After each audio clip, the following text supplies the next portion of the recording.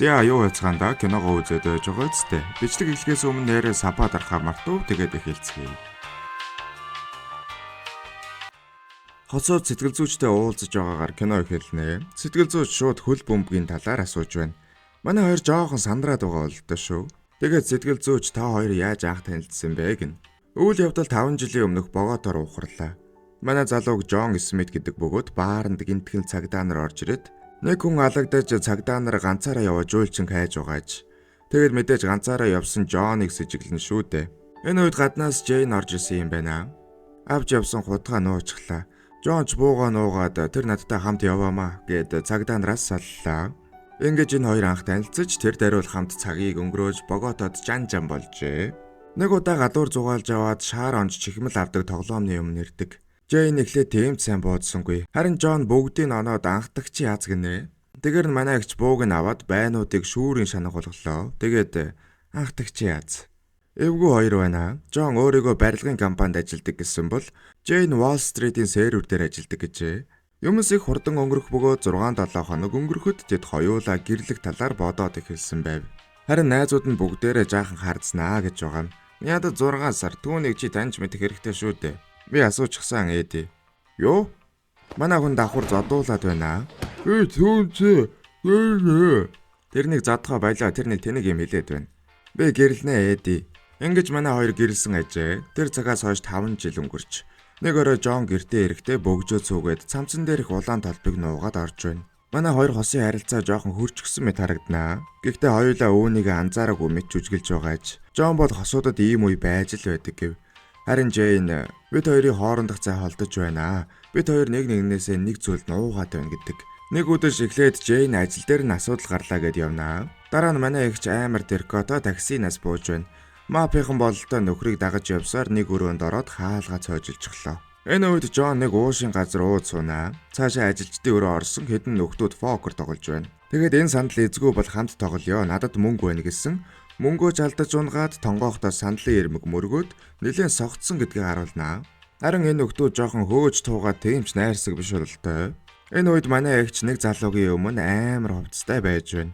Джон харин аль хэдийн нөгөөдөлтэй чинь найзууд болчихож. Удалгүй гаднаас хоосон байсан сандлын эзэн ороод ирэх шиг боллоо. Чи лаки юу? Яасан жаалаа? Чи ажил байгаа юу? Чи бол миний даалгавар. Гэт бүгднийг ороочлоо. Энэ үед Джейн өнөө эрийг хүлчихсэн чи ер нь муу залуу эцтэй. Бүр муу том хүмүүс зэвсэг зардаг гэд бас хороочлоо. Гадна байсан хамгаалагчд нь юу болсон мэдээд тэр даруй орж ирэх гэж байна. Энэ үед Джейн цүнхөө өлгүүдөлгөд цүнхэн хөврөөд тэрнээсээ зөөгдөө доошо буучгаж байна.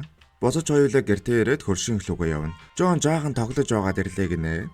Тэгэхээр энэ хоёр маань өндөр зэрэглэлийн тагнуулууд юм байна. Гэхдээ нэгэндээ худлаа ярьж байгаагаас нь харуул нэгнээ тагнуул гэдгийг мэддэггүй бололтой. Хөршинд болсон үжлэгийн үеэр Джейн хальт айлын хүүхэд харнаа. Тэр нь ч Джоны анхаарлыг татаж байлаа. Харилцаан зогсон байдалд орчихсон байгаа хосууд шүү дээ. Маргааш нь Джон эхлээд зэвсэг хэрэглээ бэлдээд явлаа. Араас нь Джейн сэрээд галтагооноос зэвсгүүд авч байна. Хоёулаа зэвсгээ гэртээ нуужчихсан байдаг юм байна. Ажил дээр нь Джонд танк гэдэг хочтой залууг устгах даалгавар өгнө. Джейн харин ажил дээр ирсэн баахан бүсгүйчүүл ажилдаг юм байна.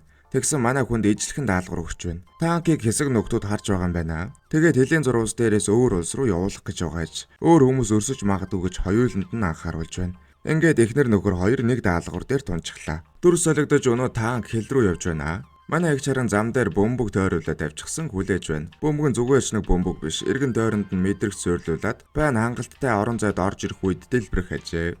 Гэтэл нэг савсгансан юм нөгөө талаас нь гараад ирж байгаа байхгүй юу?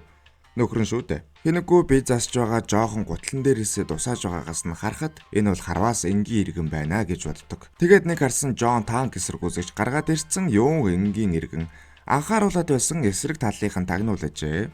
Тэгээ танкийг устгахаас өмнө энийг унгаах хэрэгтэй гэд нөхрөө бууднаа. Джон мэдээж хэрэг сум нэвтэрдэггүй хантаацтай байна шүү дээ. Босож ирээд ямар аваа тагнуул вэ гэд эхнэрлөөгөө танк эсэргүүцэгчээр харавлаа. Мэдээж хэрэг манай эгч юу гэж оногдох вэ? Харин тэнд нь зөөврийн компьютерөө үлдээжээ. Эвдэрсэн л дээ гэхдээ.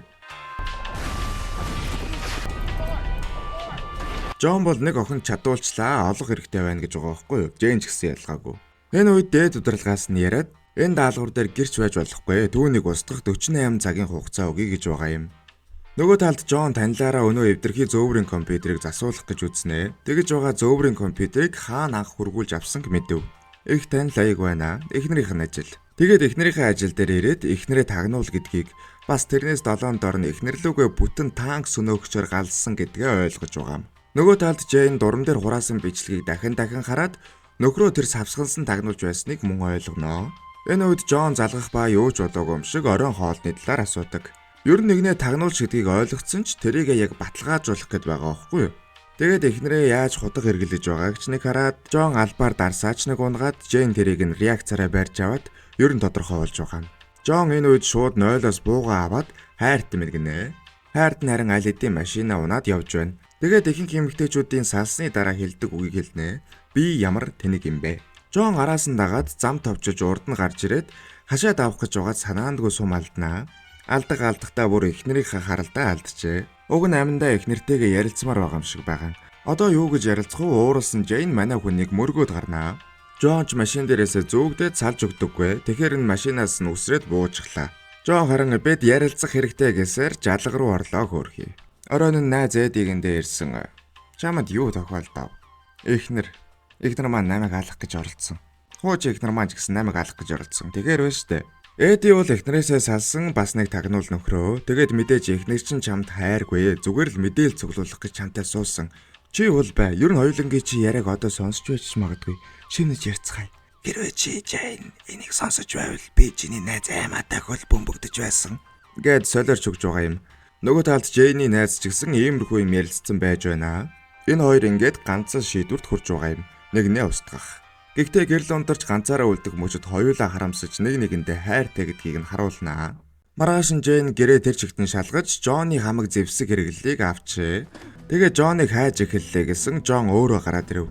Тэгээд бууж өгөө эсвэл би чамайг устгана. 5 жилийн хугацаанд нэгэндээ дасдаг юм байна гинэ. Манай хүн Жэйний тагнуулын газрын агааржуулах хоолоод байгаа юм байна. Жэйн харин ажиллагаас сийг зарлаж бүх баримтуудаа 100 хүнд шатааж хаяад зугтаж байна. Энэ үед нь Жон орж ирээ түүн лөө буу даалгах хэдэж буудаж чадсангүй.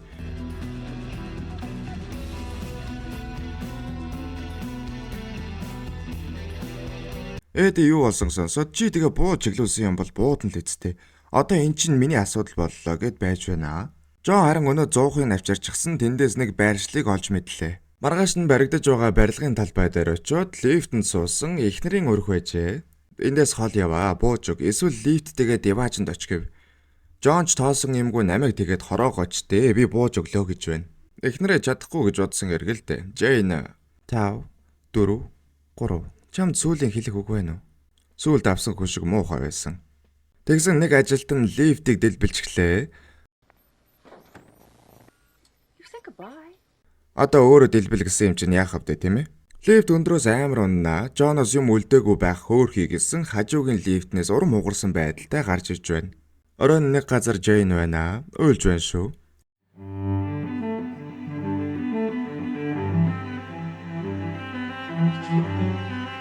Тэгэд гэрэлтийн талаар ярилцаж эхэллээ. Манай хоёрд ийм байдалд байгаа нь энгийн амьдралаас нь илүү сонирхолтой байгаа бололтой.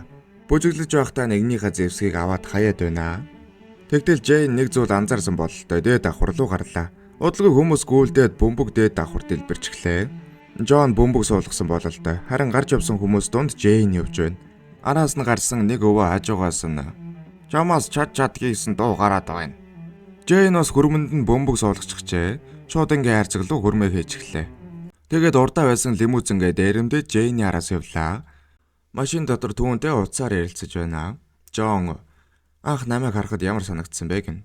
Жон анх Жэйнийг харахад нэг л тийм 100 сарын өглөө шиг санагдсан аж үзэгсэлэнтэй цав цагаан нэг тиймэрхүү тийм ээ. Харин Жэйний амьдралдаа харсан хамгийн сайхан ир нь Жон байжээ. Жон үүнийг төсгөлд нь эхлэлээ дурсах гэж асуусан юм аа гин. Тэгээд дахиад нэг юм асуулаа. Бүгд ажил хэрэг байсан уу? Эхэллээсээ. Мэдээж хэрэг. Бас хэцүү. Жэйн ингэж хэлжгээ жоохон харамсаад байх шиг байна. Жон гэртээ ирэхэд хажуугаас нь Жэйн шууд дайрч орж иж байна. Тэгээ цаашаа байшин руугаа орчихлоо. Ширүүхэн ухтаж авч байна шүү. Ингээд контр шиг зүйл эхэллээ. Нэг нь байшин хамгаалж нөгөөх нь нэвтрэх гээл. Жон араар нь байшин руу нэвтэрчихлээ. Тэгээ Жорны ганц бууга аваад аваал гэргийн Жэйнтэйгээ үхсэхээ үзэж эхэллээ. Манай их зөвмнөр нь аимшиггүйгээр гулгаж ороод буудалцснаа. Манай ах шахагдаж явсаар галтоогоонд үржиглээ. Чи муу хоол идэх шиг муу буудах юм аа? Гэт буудах үед нь урдаас нь газын хоолоо задлчихлаа. Жон гал дундаас амар гарч ирнэ. Нохоо зодооны үеийг хэллээ хөөхтүүдээ. Гэхдээ энэ удаа эхнэр нөхрийн хооронд. Манайх эхлээд ямар ч гэсэн эхнэрээ аваа залчихлаа. Бос өдөр хонгор минь аавда хүрээд ир. Жэй нэгч маань хэдийн нойлын бочкиноор нөхрөө хусахгүй ч гартаа байсан төмрөө авч дайраад хин нь аав болохыг харуулнаа. Ээж болохыг ч юм уу. Жон ч мөчөөгөө өгөхгүй үзэж байна. Тэгэхээр нь бүлдөгдөд аяллаа. Үзээд байвал үзээд байх орон шүү. Тэгэхээр нь буудангийн араас буунуудаа аваад нэгэн лүүгөө чиглүүллээ. Жон харин энэ үед чадахгүй нэ. Үнэхээр хиймээрээ үлчий хий. Жэй нэгч бараг уйлах нэ. Ингээд энэ хоёр маань нэг юм нэгнийгээ тагнах гэж биш. Харин нэг нэгэнтэй хайртай болохоор суусан гэдгийг ойлголоо. Тэгээд одоо нэг хөл бөмбөгийн толгод гарнаа.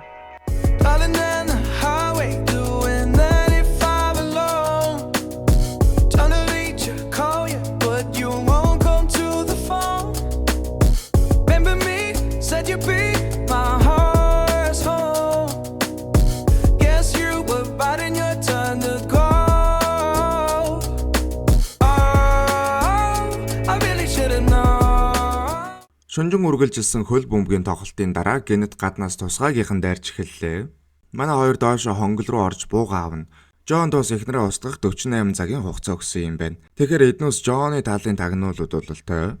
Энэ үед гаднаас нэг робот бөмбөг барьчихсан орж ирж байна. Тэгээд манай хоёр руу бөмбөгөө аяжглаа. Жон тэрийг цааш нь өшгөж холдуулдаг баатар болсон бөмбөгний ард шатхууны сав байж.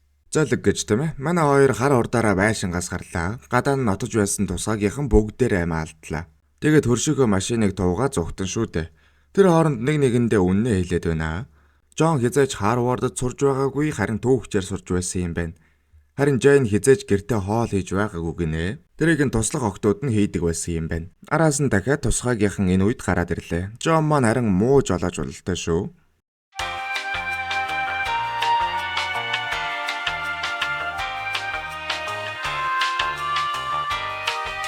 Тэгээд Жейн жолоог авлаа. Тусгаагийнхантай буудалцах зуур Жон. Би чамд үннээ хэлэх хэрэгтэй хонгор минь. Би өмнө гэрлэж байсан. Тэгтээ би согтуу бас Вегаст байсан юм. Манай ихч гинэт торомслоо Жоныг урдаа аваад ирлээ. Надаа нэр регистрийн дугаарыг нөгөөрэй. Энэ үед нь араас нь нэг машин ойртоод нэг ажилтан гарч ирэхээр нь болгож тавиад бөмбөгийн машин руу хийж эхлэв. Тэгсэн Жейн бас үннээ хэлж байна. Баг багт нь эцэг их нь амиа алдсан юм байна. Хөрмөн дээр гэхдээ эцэг их чинь ирсэн бидтэй. Жүжигчд хөлсөлсөн юм.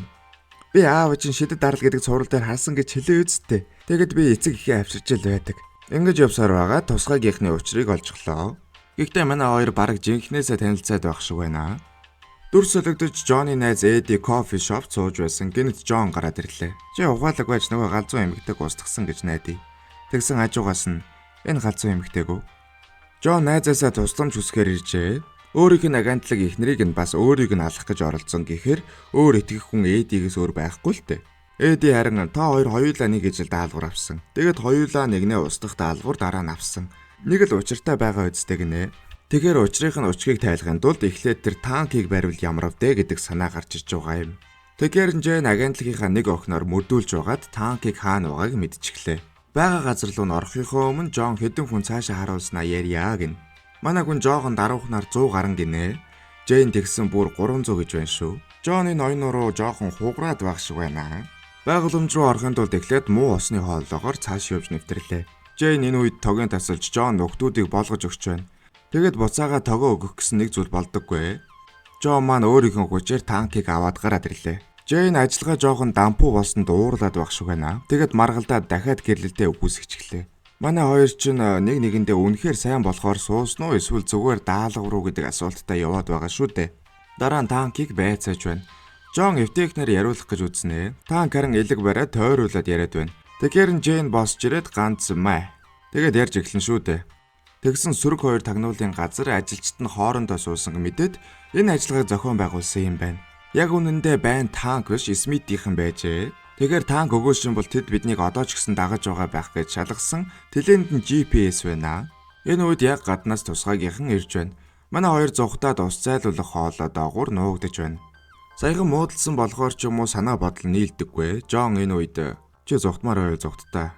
Харин би үлдэж эндээ тулалдыг гэмээр байна. Ингэж манай эгчийн сэтгэлийг татна шүү дээ. За оргил цагаас өмнө сабадрах амартуу да энэ ч надад тийм ээ. Ус зайлуулах хоолойн цаана Костко харагдаж байна. Манай хоёр ороод янзын хувцлаад тусгаагийнхныг хүлээж байна. Тусгайгийнхан орж ирэхдээ нэг нэгээр нь чимээгүйхэн буулгаж аваад тэгж байгаа Жон хоёр ажилтан араас нь цохиж унгаад давхар хажуудаа байсан үлгүүрийг яг унгах гэж байна. Гэхдээ яг тогтоочглоо. Бас тэр үхэндээ манай ихчиг инээлгчхэн шүү дээ. Дараа нь Жэйн худагны тавиур дээр очиод Жон харин тусгайгийнхны араас орж ирээд дуусгаж байна. Тэгтэл ард нь дахиад тусгайгийнхан гараад ирлээ. Жэйн худаг шидэд унагчлаа. Тэгтэл санаандгүй Жоныг онцгож цаашаа явж байсан энэ удаа жинхнээсээ юм унгаад тусгайгийнханд баригдчихлаа. Тэрүүгээр нэг буудалцсан. Энэ давхрын тусгайгийн ажилчдыг дуусгаад доошоо бууж байна. Тэгсэн Жэйн хөл рүү чинь худаг шидсэн дуучлаа. Юу ч ярих хэрэггүй. Дараа хэлцгээе. Тэгээд лифтнээс гарсан амар хүмүүс байна. Тэгэхээр дахиад доошоо буужглаа. Энэ удаа Жэйн дээгүүр нь орохоор болсон бол Жон анхаарлын татах юм байна. Манай хүн анхаарлын татаж байсан дээрээс Жэйн унцглаа шүү. Тэгээд тусгайгийнхан шахагдаад бас буухтаа жоохон гимтчихэж. Манай Жон харин бүсгүйгээ аврахаар амар гарч ирэн штэ. Was you playing your games? Was you really bored now? I really should have known. Тантаазан шүүрийн шанаг болчихож тэгээд зэвсгээ бэлдэж байна. Жон энэ үед богоодод тааралдсан сайхан цагаад урсаж байна. Жэйн энийг нь сонсоод чамтай хамт бол хаач байсан яах вэ гинэ? Романтик юмтэй. Тэгээд гараад өөдөөс нь ирсэн ажилтан болгон гунгаж байна. Нэгнийхээ харыг аваад амар үзэн штэ. Тэгсэн Жон унцглаа. Жэйн хамгаалаад буцаад Жон босоод ирлээ. Нэг мэдгээд чив чимээгүй болж тусгайгийнхнаас хэн ч амьд үлдээгүй байв. Хэдэн 7 хоногийн дараа өнөө сэтгэл зүйч дээрээ ирчихсэн байж байна. Хамаг асуудлаа шийдсэн бол л доо. Тэгээд манай хоёр жаргалтай байгаагаар кино дууслаа.